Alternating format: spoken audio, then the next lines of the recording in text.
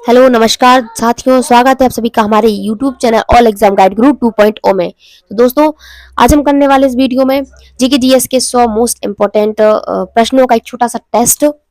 ये आप आपका टेस्ट समझ लीजिए और आपके जो भी आंसर आ रहे हैं वो हमें कमेंट बॉक्स में बताइए। ऑप्शंस आपको ए बी सी और डी के फॉर्म में रहेंगे, तो आपको आंसर्स कमेंट बॉक्स में बताने हैं। तो जो भी बच्चे स्पेशल आरआरबी ग्रुप डी की तैयारी कर रहे हैं वो इस वीडियो को देख कर ही जाइए, क्योंकि इन हमारे प्रश्न एग्जाम में पूछे जा रहे हैं। तो चलिए स्टार्ट करते हैं। पहला प्रश्न है, मानव शरीर में सबसे बड़ी ग्रंथि कौन सी है? मानव शरीर में सबसे बड़ी ग्रंथि कौन सी है? तो उत्तर हो जाएगा ऑप्शन बी, यकृत। ऑप्शन बी, यकृत। मानव शरीर में सबसे बड़ी ग्रंथि कौन सी है? यकृत है। यकृत मानव शरीर की सबसे बड़ी ग्रंथि है। यह पाचन, चय उपचय और विसरण सहित कई आवश्यक कार्य करता है। अगला प्रश्न है, यूनिकोड का मुख्य उद्देश्य। यूनिकोड का मुख्य उद्देश्य क्या है? विभिन्न भाषाओं के वर्णों को एनकोड करना। विभिन्न भाषाओं के वर्णों को एनकोड करना। राइट आंसर हो जाएगा ऑप्शन बी। ऑप्शन बी इसका सही उत्तर हो जाएगा। यूनिकोड एक अंतरराष्ट्रीय मानक है जिसका मुख्य उद्देश्य दुनिया की लगभग सभी भाषाओं के वर्णों को एक समान और अद्वितीय कोड प्रदान करना है, ताकि उन्हें किसी भी कंप्यूटर सिस्टम या प्लेटफॉर्म पर सही ढंग से दर्शाया जा सके। अगला प्रश्न है, भारत में सेवा क्षेत्र का भारतीय अर्थव्यवस्था में क्या योगदान है? राइट आंसर क्या होगा? भारतीय अर्थव्यवस्था को मुख्य रूप से 3 क्षेत्रों में बांटा गया है, प्राथमिक, द्वितीयक और तृतीयक क्षेत्र। प्राथमिक क्षेत्र में कृषि, द्वितीयक क्षेत्र उद्योग और तृतीयक क्षेत्र में सेवा। वर्तमान में सेवा क्षेत्र भारतीय अर्थव्यवस्था के सकल घरेलू उत्पाद में सबसे बड़ा योगदान करता है। तो सबसे बड़ा योगदान करता है। राइट आंसर हो जाएगा ऑप्शन सी, सबसे बड़ा योगदान करता है। अगला प्रश्न है, आईसीसी पुरुष क्रिकेट विश्व कप 2023 का विजेता कौन सा देश था? ऑस्ट्रेलिया। राइट आंसर हो जाएगा ऑप्शन बी, ऑस्ट्रेलिया।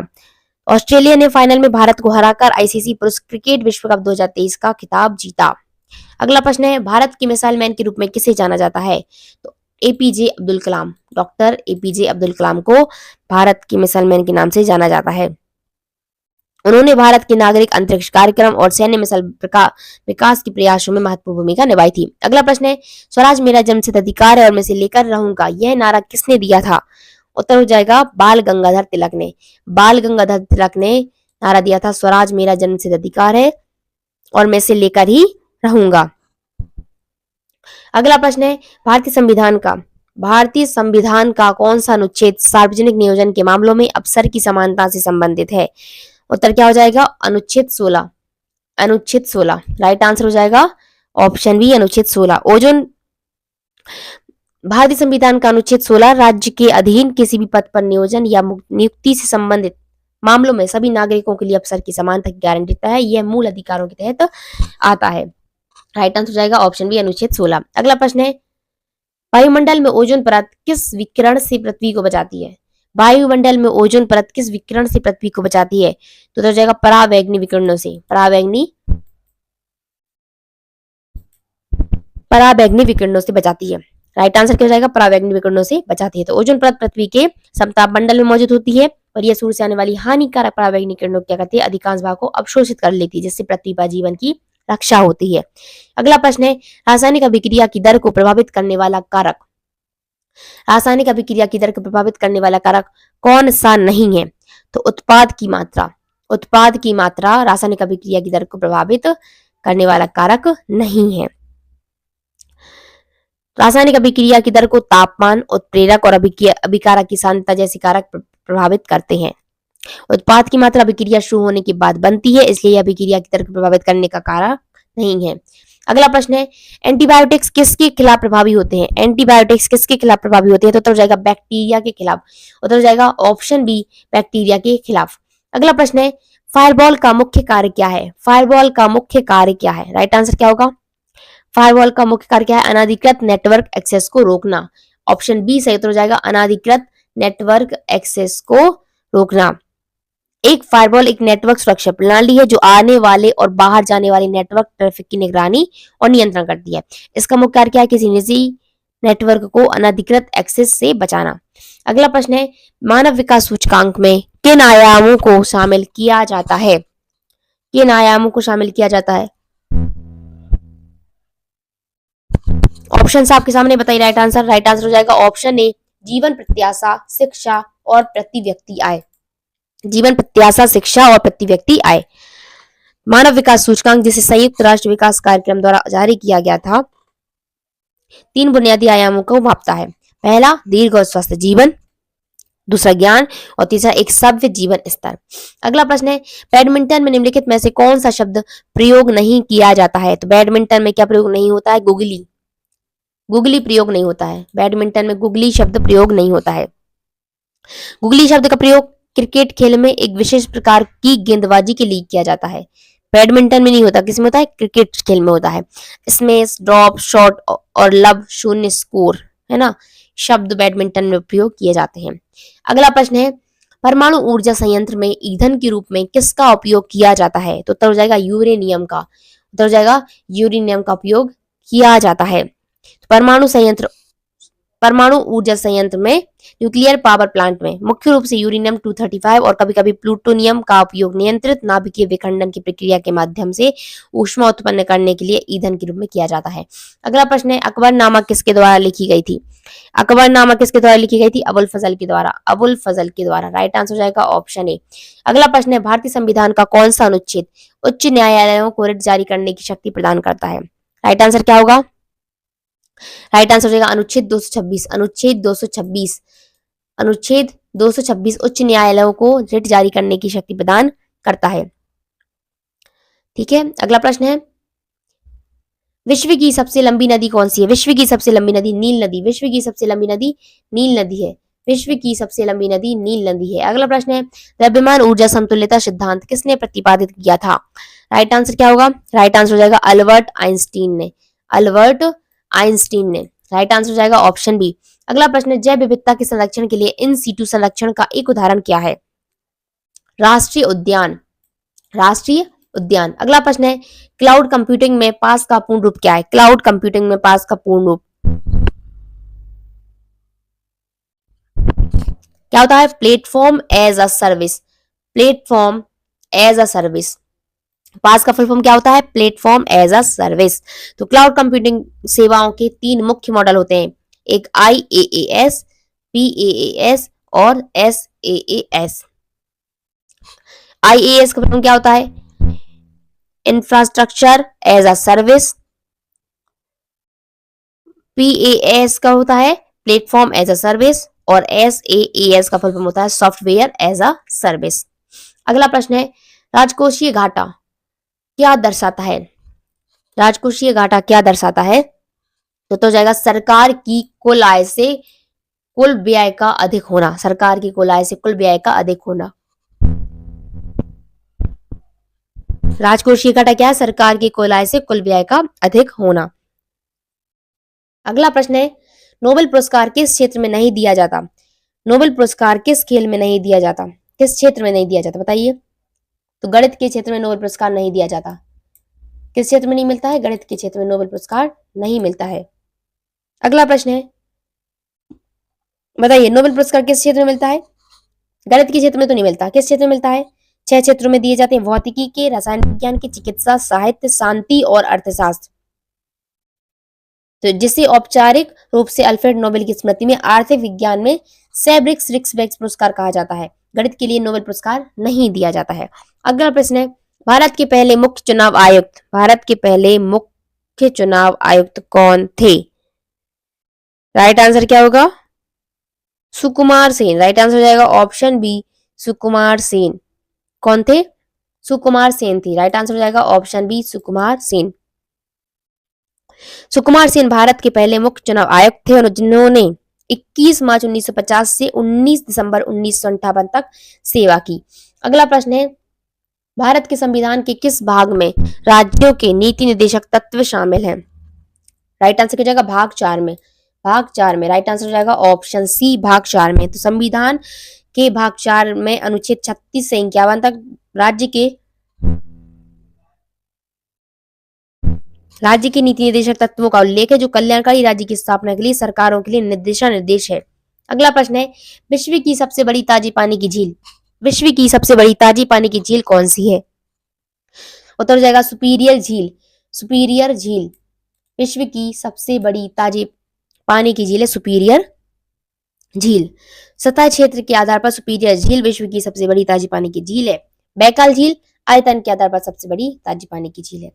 अगला प्रश्न है, एक चुंबकीय क्षेत्र में रखे गए धारावाही चालक पर लगने वाले बल की दिशा किसके द्वारा दी जाती है? तो राइट आंसर क्या हो जाएगा? फ्लेमिंग के बाएं हाथ के नियम के अनुसार, फ्लेमिंग के बाएं हाथ के नियम के द्वारा दी जाती है। फ्लेमिंग के बाएं हाथ के नियम, तो फ्लेमिंग के बाएं हाथ का नियम क्या निर्धारित करता है कि जब किसी धारावाही चालक को चुंबकीय क्षेत्र में रखा जाता है तो उस पर लगने वाला बल की दिशा क्या होगी। इसका उपयोग इलेक्ट्रिक मोटर्स के सिद्धांत को समझने में किया जाता है। अगला प्रश्न है, खाद्य श्रृंखला में अपघटक की क्या भूमिका है? खाद्य श्रृंखला में अपघटक की क्या भूमिका है? तो पोषक तत्वों का पुनर्चक्रण, पोषक तत्वों का पुनर्चक्रण सही तो हो जाएगा ऑप्शन सी, पोषक तत्वों का पुनर्चक्रण। तो खाद्य श्रृंखला में अपघटक की क्या भूमिका है? पोषक तत्वों का पुनर्चक्रण। तो अपघटक जैसे कि बैक्टीरिया और कवक, मृत और जानवरों के कार्बनिक पदार्थों को तोड़ते हैं। ये प्रक्रिया पोषक तत्वों को मिट्टी और पर्यावरण में वापस छोड़ने में मदद करती है, जिससे पोषक तत्वों का पुनर्चक्रण होता है। अगला प्रश्न है, आर्टिफिशियल इंटेलिजेंस एआई का जनक किसे माना जाता है? जॉन मैकार्थी को, जॉन मैकार्थी को माना जाता है। राइट आंसर हो जाएगा ऑप्शन बी, जॉन मैकार्थी को माना जाता है आर्टिफिशियल इंटेलिजेंस का जनक। तो अमेरिकी कंप्यूटर वैज्ञानिक जॉन मैकार्थी को 1956 में डार्टमाउथ सम्मेलन में इस शब्द को गढ़ने के लिए आर्टिफिशियल इंटेलिजेंस का जनक माना जाता है। अगला प्रश्न है, भुगतान संतुलन बीओपी में चालू खाता क्या दर्शाता है? सही उत्तर हो जाएगा वस्तुओं और सेवाओं का व्यापार। क्या दर्शाता है? वस्तुओं और सेवाओं का व्यापार। राइट आंसर हो जाएगा ऑप्शन बी। तो भुगतान संतुलन के बीओपी, बैलेंस ऑफ पेमेंट्स के चालू खाते में किसी देश के वस्तुओं और सेवाओं के व्यापार, निवेश, आय और हस्तांतरण, भुगतान जैसे प्रेषण से संबंधित लेन देन शामिल होते हैं। यह पूंजीगत लेन देन को छोड़कर देश की शुद्ध आय को दर्शाता है। अगला प्रश्न है, क्रिकेट पिच की लंबाई कितनी होती है? क्रिकेट पिच की लंबाई कितनी होती है? तो उत्तर जाएगा 22 गज। कितनी होती है? 22 गज होती है, 22 गज होती है। राइट आंसर हो जाएगा ऑप्शन बी। क्रिकेट पिच की आधिकारिक लंबाई 22 गज होती है। अगला प्रश्न है, भारत का पहला मानव अंतरिक्ष मिशन, भारत का पहला मानव अंतरिक्ष मिशन गगनयान कब तक लॉन्च होने की उम्मीद है? राइट आंसर क्या हो जाएगा? 2025। 2025 राइट आंसर हो जाएगा ऑप्शन ए, 2025। भारत का पहला मानव अंतरिक्ष मिशन गगनयान वर्तमान में 2025 में लॉन्च होने की उम्मीद है। अगला प्रश्न है, गांधी जी ने असहयोग आंदोलन किस घटना के कारण वापस ले लिया था? तो चौरी चौरा कांड के कारण, चौरी चौरा कांड के कारण असहयोग आंदोलन को वापस ले लिया था। किसने? गांधी जी ने। असहयोग आंदोलन कब हुआ था? 1920 में। और चौरी चौरा कांड हुआ था 1922 में, फरवरी 1922 में उत्तर प्रदेश में हुआ था। एक हिंसा घटना थी जहां प्रदर्शनकारियों की भीड़ ने एक पुलिस थाने में आग लगा दी थी। तो हिंसा से आहत होकर महात्मा गांधी ने असहयोग आंदोलन को तुरंत वापस लेने का निर्णय लिया था। अगला प्रश्न है, भारतीय संविधान के किस अनुच्छेद में संविधान संशोधन की प्रक्रिया का उल्लेख है? भारतीय संविधान के किस अनुच्छेद में संविधान संशोधन की प्रक्रिया का उल्लेख है? राइट आंसर क्या होगा? अनुच्छेद 368 में। अनुच्छेद 368 में संविधान संशोधन की प्रक्रिया का उल्लेख है। अगला प्रश्न है, गंगा नदी कहां से निकलती है? गंगा नदी कहां से निकलती है? गंगा नदी कहां से निकलती है? गंगोत्री ग्लेशियर से, गंगोत्री ग्लेशियर से निकलती है गंगा नदी। अगला प्रश्न है, कार्य की ऐसा यूनिट, कार्य की ऐसा यूनिट क्या है? जूल है। क्या है? कार्य की ऐसा यूनिट क्या है? जूल है। वाट की शक्ति क्या है? वाट शक्ति की इकाई है, न्यूटन बल की इकाई है और पास्कल दाब की इकाई है। अगला प्रश्न है, पर्यावरण संरक्षण अधिनियम भारत में किस वर्ष पारित किया गया था? पर्यावरण संरक्षण अधिनियम कब हुआ था? 1986 में। 1986 में पर्यावरण संरक्षण अधिनियम 1986 में पारित किया गया। यह अधिनियम पर्यावरण की सुरक्षा और सुधार के लिए एक व्यापक कानूनी ढांचा प्रदान करता है। अगला प्रश्न है, कंप्यूटर वायरस का मुख्य उद्देश्य, कंप्यूटर वायरस का मुख्य उद्देश्य क्या है? सिस्टम को नुकसान पहुंचाना या डेटा चोरी करना? कंप्यूटर वायरस का मुख्य उद्देश्य क्या है? सिस्टम को नुकसान पहुंचाना या डेटा चोरी करना।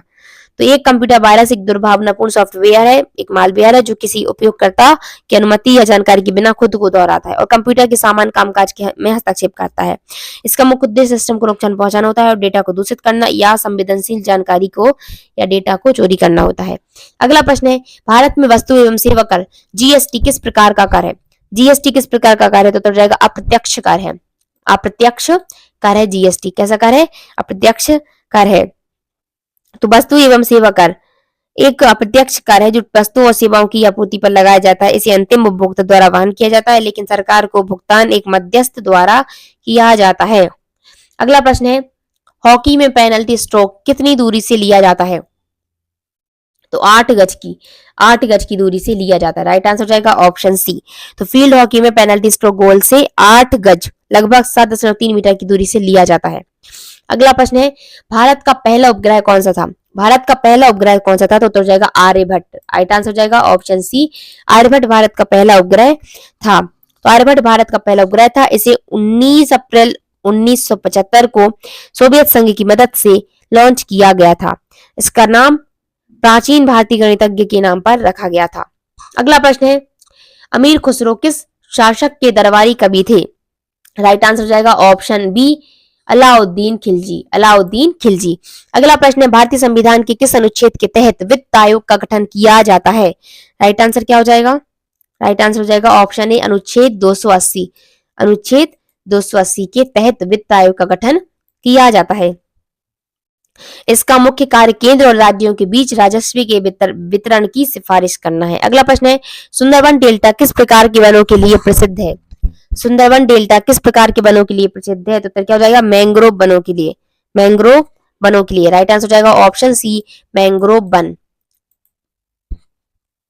सुंदरबन डेल्टा जो भारत और बांग्लादेश में फैला हुआ है, दुनिया का सबसे बड़ा मैंग्रोव वन क्षेत्र है। मैंग्रोव वन एक ऐसे पेड़ होते हैं जो खारे पानी में पनपते हैं। अगला प्रश्न है, परमाणु रिएक्टर में मंदक के रूप में किसका उपयोग किया जाता है? मॉडरेटर के रूप में किसका उपयोग किया जाता है? राइट आंसर हो जाएगा भारी जल। राइट आंसर हो जाएगा ऑप्शन ए, भारी जल। अगला प्रश्न है, जैव विविधता हॉटस्पॉट होने के लिए किसी क्षेत्र में कम से कम कितनी स्थानिक पौधों की प्रजातियां होनी चाहिए? राइट आंसर क्या हो जाएगा? राइट आंसर हो जाएगा ऑप्शन सी। Option C 1500। कितनी होनी चाहिए? कम से कम 1500 स्थानिक पौधों की प्रजातियां होनी चाहिए। तो एक क्षेत्र को जैव विविधता हॉटस्पॉट घोषित करने के लिए 2 सख्त मापदंड पूरे होने चाहिए। पहला क्या है? इसमें संवहनी पौधों की कम से कम 1500 स्थानिक प्रजातियां होनी चाहिए। और दूसरा क्या है? इसने अपने मूल प्राकृतिक वनस्पति का कम से कम 70% खो दिया हो, यानी यह खतराग्रस्त हो। अगला प्रश्न है, साइबर सुरक्षा में डीडोस का पूर्ण रूप क्या है? राइट आंसर क्या हो जाएगा? Distributed denial of service. Distributed denial of service. अगला प्रश्न है, भारतीय रिजर्व बैंक की स्थापना किस वर्ष हुई थी? भारतीय रिजर्व बैंक आरबीआई की स्थापना कब हुई थी? तो 1935 में। कब हुई थी? 1935 में हुई थी। भारतीय रिजर्व बैंक की स्थापना 1 अप्रैल 1935 को भारतीय रिजर्व बैंक अधिनियम 1934 के तहत हुई थी। अगला प्रश्न है, ओलंपिक खेलों में व्यक्तिगत स्वर्ण पदक जीतने वाले पहले भारतीय कौन थे? अभिनव बिंद्रा। पहले भारतीय कौन थे? अभिनव बिंद्रा थे। अगला प्रश्न है, राष्ट्रीय सुदूर संवेदन केंद्र एनआरएससी कहाँ स्थित है? तो उत्तर हो जाएगा हैदराबाद में स्थित है। कहां पर स्थित है? हैदराबाद में स्थित है राष्ट्रीय सुदूर संवेदन केंद्र। अगला प्रश्न है, महात्मा गांधी ने किस गोलमेज सम्मेलन में भाग लिया था? उत्तर हो जाएगा दूसरे गोलमेज सम्मेलन में भाग लिया था। कमेंट बॉक्स में बताइए दूसरा गोलमेज सम्मेलन किस वर्ष हुआ था। अगला प्रश्न है, भारतीय संविधान का कौन सा अनुच्छेद अंतरराज्य परिषदों के गठन का प्रावधान करता है? उत्तर हो जाएगा अनुच्छेद 263। अनुच्छेद 263। अगला प्रश्न है, भारत में सर्वाधिक वर्षा किस क्षेत्र में होती है? भारत में सर्वाधिक वर्षा किस क्षेत्र में होती है? तो उत्तर हो जाएगा पूर्वोत्तर भारत में। पूर्वोत्तर भारत में। ध्वनि की पिच किस पर निर्भर करती है? ध्वनि की पिच किस पर निर्भर करती है? तो उत्तर हो जाएगा आवृत्ति पर।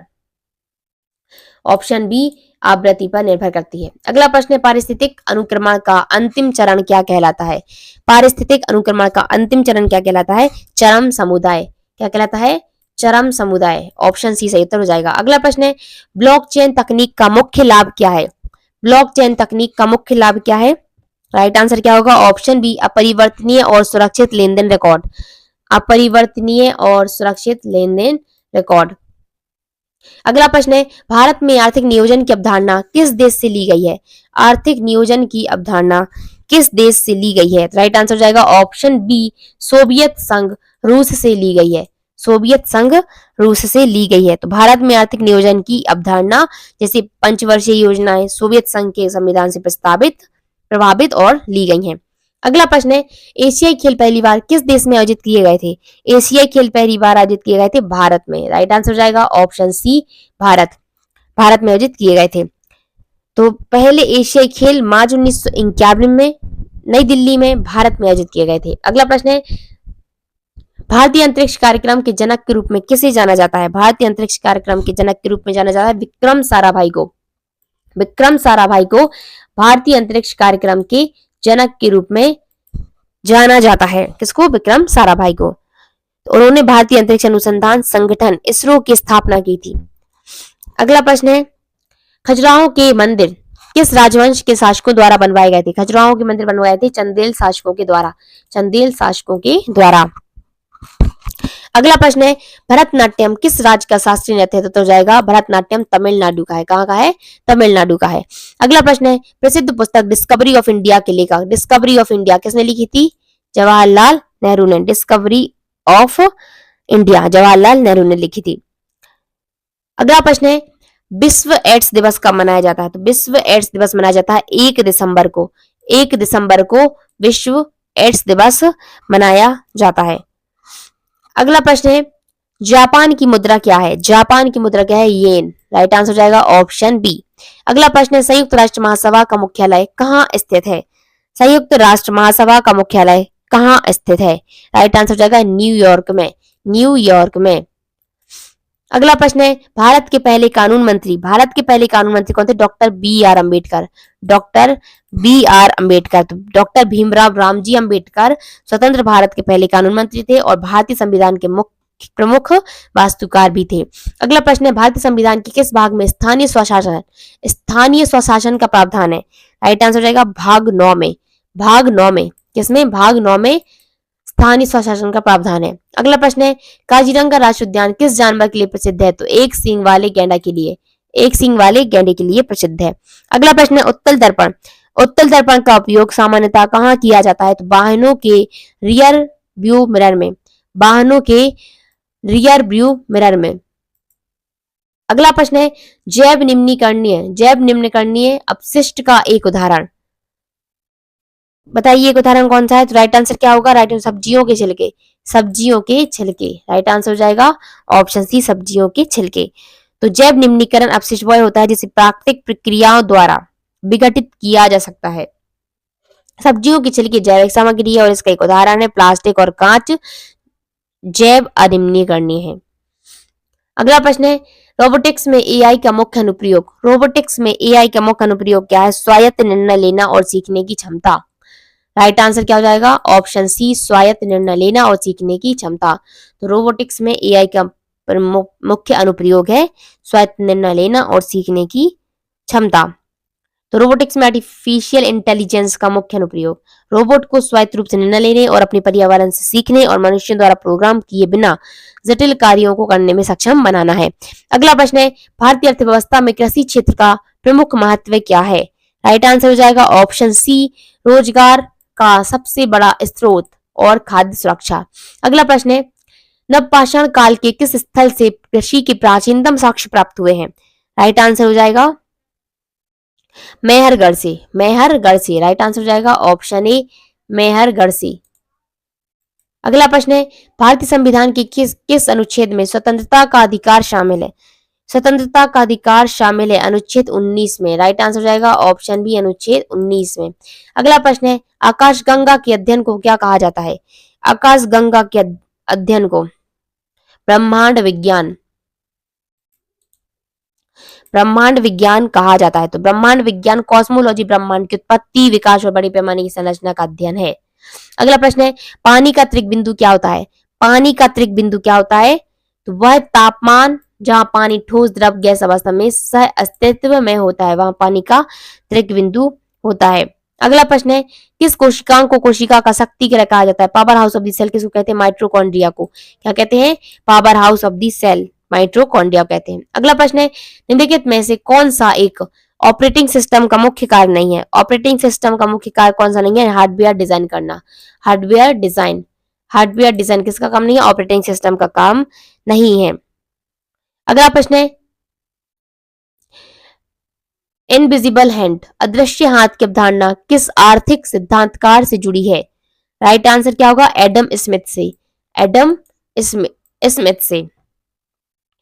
तो एडम स्मिथ, जिन्हें आधुनिक अर्थशास्त्र का जनक माना जाता है, ने अपनी पुस्तक द वेल्थ ऑफ नेशंस में इनविजिबल हैंड, अदृश्य हाथ की अवधारणा का वर्णन किया था। यह विचार बताता है कि व्यक्तियों के स्वहित वाले कार्य अनजाने में और अप्रत्यक्ष रूप से समाज के लिए अधिकतम लाभ लाते हैं। अगला प्रश्न है, खेलों में उत्कृष्ट प्रदर्शन के लिए दिया जाने वाला अर्जुन पुरस्कार कब स्थापित किया गया था? राइट आंसर क्या होगा? 1961 में। 1961 में। अगला प्रश्न है, संयुक्त राष्ट्र संघ का कौन सा अंग अंतरराष्ट्रीय शांति और सुरक्षा बनाए रखने के लिए प्राथमिक रूप से जिम्मेदार है? संयुक्त राष्ट्र संघ का कौन सा अंग अंतरराष्ट्रीय शांति और सुरक्षा बनाए रखने के लिए प्राथमिक रूप से जिम्मेदार है? तो जाएगा ऑप्शन बी, सुरक्षा परिषद। अगला प्रश्न है, उपनिषदों का मुख्य विषय क्या है? उपनिषदों का मुख्य विषय क्या है? दर्शन। ऑप्शन बी सही उत्तर हो जाएगा। उपनिषदों का मुख्य विषय क्या है? दर्शन है। तो उनका मुख्य विषय आत्मा, ब्रह्म ज्ञान और मोक्ष से संबंधित दार्शनिक और आध्यात्मिक ज्ञान है। तो उपनिषद हिंदू धर्म के धार्मिक ग्रंथ हैं और वेदों का अंतिम भाग है। अगला प्रश्न है, भारत में राज्य पुनर्गठन आयोग का गठन किस वर्ष किया गया था? तो 1953 में। 1953 में किया गया था। राज्य पुनर्गठन आयोग का गठन 1953 में भाषाई आधार की राज्यों के पुनर्गठन के सवाल पर विचार करने के लिए किया गया था। इसकी सिफारिशों के आधार पर 1956 में राज्य पुनर्गठन अधिनियम पारित किया गया। अगला प्रश्न है, पृथ्वी का सबसे गर्म ग्रह कौन सा है? पृथ्वी का सबसे गर्म ग्रह है शुक्र। राइट आंसर हो जाएगा ऑप्शन बी, शुक्र पृथ्वी का सबसे गर्म ग्रह है। कौन सा है? शुक्र है। तो शुक्र ग्रह अपनी सतह पर ग्रीन हाउस प्रभाव के कारण सौर मंडल का सबसे गर्म ग्रह है, भले ही यह सूर्य के सबसे करीब नहीं है, क्योंकि बुध सूर्य के सबसे करीब है। अगला प्रश्न है, रासायनिक अभिक्रिया में उत्प्रेरक का क्या कार्य होता है? अभिक्रिया की दर को बढ़ाना या घटाना। उत्प्रेरक का कार्य होता है। तो एक उत्प्रेरक वह पदार्थ होता है जो रासायनिक अभिक्रिया की दर को बदल देता है, लेकिन स्वयं अभिक्रिया में रासायनिक रूप से उपभोग नहीं होता है। यह सक्रिय ऊर्जा को कम करके यह कार्य करता है। अगला प्रश्न है, मानव शरीर में सबसे बड़ी धमनी कौन सी है? मानव शरीर में सबसे बड़ी धमनी है महाधमनी। तो राइट आंसर हो जाएगा ऑप्शन बी, महाधमनी अओर्टा। अगला प्रश्न है, कंप्यूटर के विकास में एकीकृत परिपथ इंटीग्रेटेड सर्किट का उपयोग किस पीढ़ी में शुरू हुआ? राइट आंसर क्या होगा? ए, बी, सी या डी। तो राइट आंसर हो जाएगा ऑप्शन सी, तीसरी पीढ़ी में शुरू हुआ था। तो कंप्यूटर में तीसरी पीढ़ी लगभग 1964 से 1971 में एकीकृत परिपथ का उपयोग शुरू हुआ था। इंटीग्रेटेड सर्किट्स ने ट्रांजिस्टर और संबंधित घटकों को एक छोटी सी चिप पर एकत्रित करके कंप्यूटरों को छोटा, तेज और अधिक विश्वसनीय बनाया। अगला प्रश्न है, राष्ट्रीय आय की गणना के लिए निम्नलिखित में से कौन सी विधि उत्पादन के कारकों की आय पर केंद्रित है? राइट आंसर क्या हो जाएगा? आय विधि। राइट आंसर हो जाएगा ऑप्शन सी, आय विधि। तो राष्ट्रीय आय की गणना के लिए 3 मुख्य विधियां हैं, उत्पादन विधि, व्यय विधि और आय विधि। तो आय विधि क्या है? यह उत्पादन के कारकों श्रम, पूंजी, भूमि, उद्यम द्वारा अर्जित आय, वेतन, किराया, ब्याज, लाभ को छोड़कर सब राष्ट्रीय आय का अनुमान लगाती हैं। अगला प्रश्न है, विंबलडन टेनिस टूर्नामेंट की शुरुआत किस वर्ष हुई थी? राइट आंसर रहेगा ऑप्शन ए, 1877 में। अगला प्रश्न है, अंतरराष्ट्रीय मुद्रा कोष IMF का मुख्य कार्य क्या है? अंतरराष्ट्रीय मुद्रा कोष का मुख्य कार्य क्या है? राइट आंसर क्या हो जाएगा? राइट आंसर हो जाएगा ऑप्शन बी, वैश्विक मौद्रिक सहयोग को बढ़ावा देना और वित्तीय स्थिरता सुनिश्चित करना। अगला प्रश्न है, गौतम बुद्ध ने अपना पहला उपदेश कहाँ दिया था? तो हो जाएगा सारनाथ में। तो ज्ञान प्राप्त करने के बाद गौतम बुद्ध ने अपना पहला उपदेश उत्तर प्रदेश में सारनाथ में दिया था। यह घटना, ये जो पहला उपदेश की घटना है, इसको कहते हैं धर्म चक्र प्रवर्तन। अगला प्रश्न है, भारतीय संविधान के किस अनुच्छेद में कानून के समक्ष समानता का प्रावधान है? अनुच्छेद 14 में। किसमें है? अनुच्छेद 14। राइट आंसर हो जाएगा, राइट आंसर क्या होगा? ऑप्शन सी, अनुच्छेद 14 में। तो भारतीय संविधान का अनुच्छेद 14 कहता है कि राज्य किसी व्यक्ति को कानून के समक्ष समानता या भारत के क्षेत्र के भीतर कानूनों के समान संरक्षण से वंचित नहीं करेगा। अगला प्रश्न है, भूकंप की तीव्रता को मापने के लिए किस पैमाने का उपयोग किया जाता है? भूकंप की तीव्रता को मापने के लिए किस पैमाने का उपयोग किया जाता है? राइट आंसर क्या होगा? रिक्टर पैमाने का। अगला प्रश्न है, परमाणु के नाभिक में कौन सा कण मौजूद होते हैं? परमाणु के नाभिक में मौजूद होते हैं कौन से कण? प्रोटॉन और न्यूट्रॉन। प्रोटॉन और न्यूट्रॉन परमाणु के नाभिक में मौजूद होते हैं।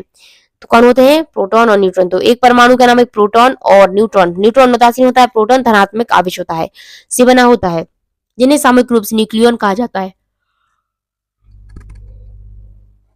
इलेक्ट्रॉन नाभिक के चारों ओर परिक्रमा करते हैं। इलेक्ट्रॉन नाभिक के चारों ओर परिक्रमा करते हैं। अगला प्रश्न है, पौधों में प्रकाश संश्लेषण की प्रक्रिया कहाँ होती है? पौधों में प्रकाश संश्लेषण की प्रक्रिया क्या होती है? पत्तियों में। राइट आंसर हो जाएगा ऑप्शन सी, पत्तियों में होती है। अगला प्रश्न है, कंप्यूटर में यूआरएल का पूर्ण रूप। यूआरएल क्या होता है? Uniform resource locator. Uniform resource locator होता है। क्या होता है? Uniform resource locator. यह वर्ल्ड वाइड वेब पर किसी संसाधन एक वेब पेज का पता लगाता है। अगला प्रश्न है, गरीबी उन्मूलन किस पंचवर्षीय योजना का मुख्य उद्देश्य था? तो पांचवी पंचवर्षीय योजना का। पांचवी पंचवर्षीय योजना का। तो पांचवी पंचवर्षीय योजना कब हुई थी? 1974 से 1979 का। मुख्य उद्देश्य गरीबी उन्मूलन, गरीबी हटाओ और आत्मनिर्भरता की प्राप्ति था। अगला प्रश्न है, पेले किस खेल से संबंधित प्रसिद्ध खिलाड़ी हैं? पेले किस खेल से संबंधित प्रसिद्ध खिलाड़ी हैं? राइट आंसर हो जाएगा फुटबॉल से संबंधित है। किससे संबंधित है? फुटबॉल से संबंधित है। ऑप्शन ही सही उत्तर हो जाएगा। अगला प्रश्न है, मंगलयान मार्स ऑर्बिटर मिशन को इसरो द्वारा किस वर्ष लॉन्च किया गया था? मंगलयान को इसरो द्वारा कब लॉन्च किया गया था? बताइए। राइट आंसर क्या होगा? 2013 में। 2013 में लॉन्च किया गया था। राइट आंसर रहेगा ऑप्शन बी, 2013 में लॉन्च किया गया था। अगला प्रश्न है, चाणक्य को अन्य किस नाम से जाना जाता है? तो चाणक्य को जाना जाता है कौटिल्य के नाम से। अगला प्रश्न है, भारतीय संविधान के किस भाग में राज्य की नीति निश्चय तत्वों का उल्लेख है? उत्तर क्या होगा? बताइए। भारतीय संविधान के किस भाग में राज्य के नीति निर्देशक तत्वों का उल्लेख है? इस प्रश्न का उत्तर बताइए आप हमें कमेंट बॉक्स में। तो आज के लिए इतना ही। आपको क्लास कैसी लगी हमें कमेंट बॉक्स में जरूर बताइए। वीडियो को लाइक कर दीजिए और अपने दोस्तों को भी शेयर कर दीजिए, क्योंकि ये क्लास आप जिन बच्चों का भी आरआरबी ग्रुप डी का एग्जाम नहीं हुआ उनके लिए तो बहुत ही फायदेमंद होने वाली है, क्योंकि हमारी क्लास से एग्जाम्स में बहुत से क्वेश्चंस आ रहे हैं। तो वीडियो को पूरा देखिए, अपने दोस्तों को भी शेयर कर दीजिए और सब्सक्राइब करना ना भूलें। पढ़ते रहिए। तब तक लिए जय हिंद, जय भारत।